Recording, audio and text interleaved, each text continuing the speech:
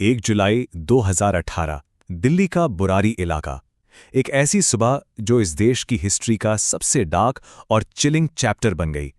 एक आम सा घर और उसके अंदर एक ऐसा राज जिसने पूरे देश को अंदर तक हिलाकर रख दिया।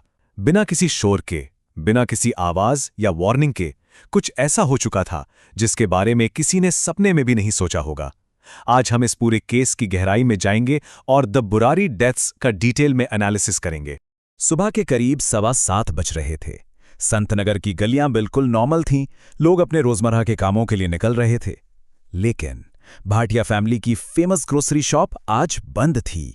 जो दुकान रोज सुबह 5:30 बजे खुल जाती थी, वहां आज ताला लटक रहा था। एक पड़ोसी को थोड़ा अजीब लगा और उसने घर के अंदर झांकने का फैसला किया। मेन दरवाजा खुला था, अंदर एकदम सन्नाटा था, एक बहुत ही अजीब चुभने वाला सन्नाटा।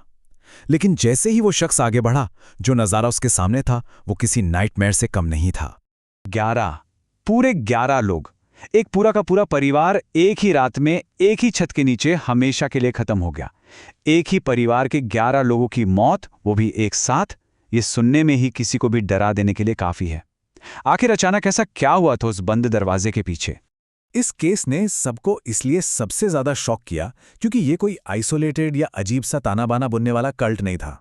ये पड़ोसियों की नज़र में एक कंप्लीटली परफेक्ट खुशहाल फैमिली थी, सबसे मिलकर रहने वाले बेहद सुलझे हुए लोग। इस घर में 3 जनरेशन्स एक साथ रहती थी। 80 साल की दादी नारायणी देवी से लेकर उनके बच्चे, और यहाँ तक कि 15 साल के 2 टीनेजर्स ध्रुव और शिवाम तक। इनका ग्रोसरी और प्लाईवुड का बहुत बढ़िया बिजनेस चल रहा था। फाइनेंशियली स्टेबल और वेल रिस्पेक्टेड फैमिली थी।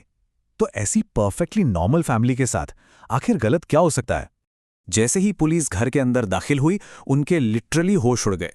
10 लाशें घर के हॉलवे की सीलिंग मैश से लटक रही थीं, लेकिन लाशों की कंडीशन बिल्कुल किसी डार्क और ट्विस्टेड रिचुअल जैसी लग रही थी। सबके चेहरे बेडशीट से काटे गए कपड़ों से ढके हुए थे। आंखों पर पट्टी बंदी थी, कानों में रुई थुसी हुई थी, मुंह पर मेडिकल टेप चिपका था और सबके हाथ पीछे की तरफ बहुत कसके बंधे हुए थे। 10 लोग थे और उनके पैरों के नीचे सिर्फ 5 स्टूल्स थे जिन्हें वो एक साथ शेयर कर रहे थे। लेकिन इस पूरे खौफनाक क्राइम सीन में एक बड़ा एक्सेप्शन था।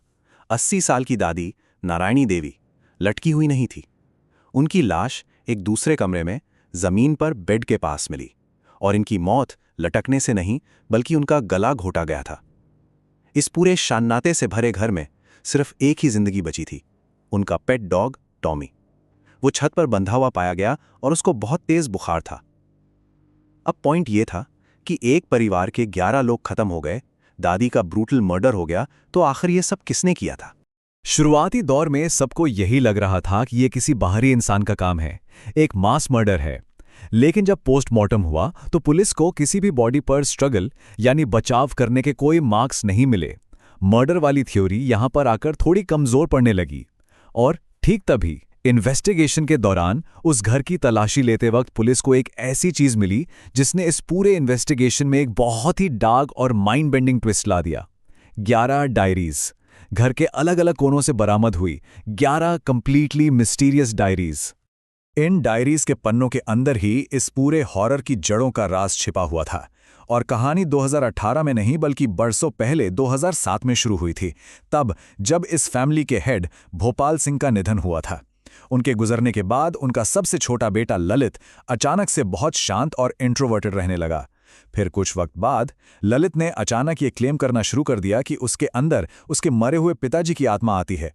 उसने पूरी फैमिली को बताया कि पिताजी आकर उसको इंस्ट्रक्शंस देते हैं कि परिवार को आगे कैसे चलाना है।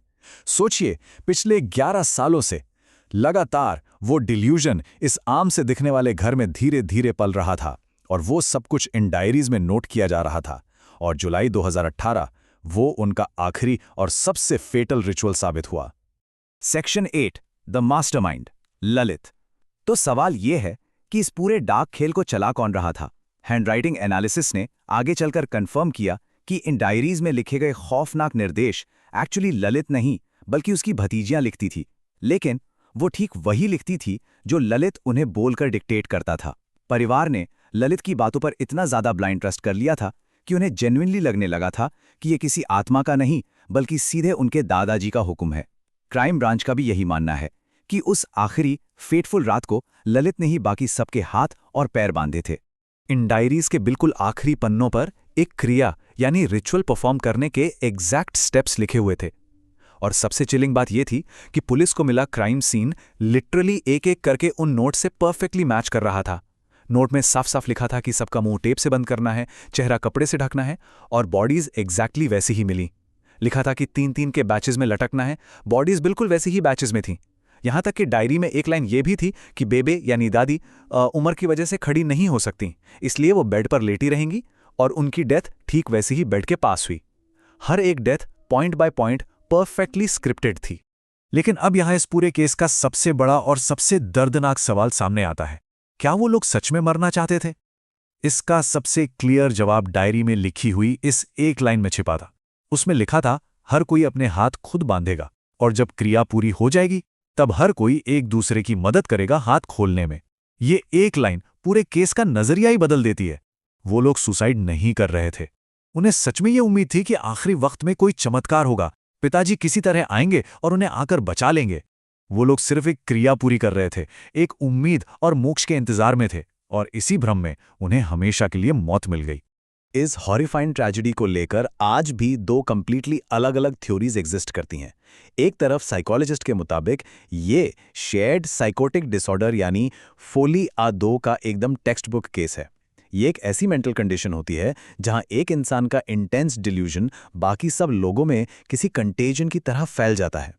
लेकिन दूसरी तरफ ललित के सबसे बड़े भाई का पॉइंट ऑफ व्यू और लॉजिक बिल्कुल अलग है। उनका दृढ़ मानना है कि ये कंप्लीटली एक प्लान्ड मर्डर था। उनका सबसे बड़ा सवाल यह है कि अगर ललित ने खुद ये सब अकेले मास्टरमाइंड किया तो आखिरी वक्त में उसके और उसकी पत्नी के हाथ एक दूसरे के साथ क्यों बंधे हुए थे? अगर उसने सबको मारा तो उसको तो खुद के हाथ खुले रखने चाहिए थे ना?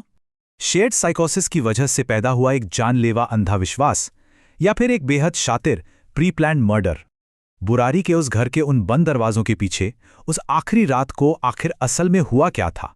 ये आज भी एक ऐसा डार्क राज है जो शायद उन 11 लोगों की आखिरी सांस के साथ ही उस घर में हमेशा के लिए दफन हो गया।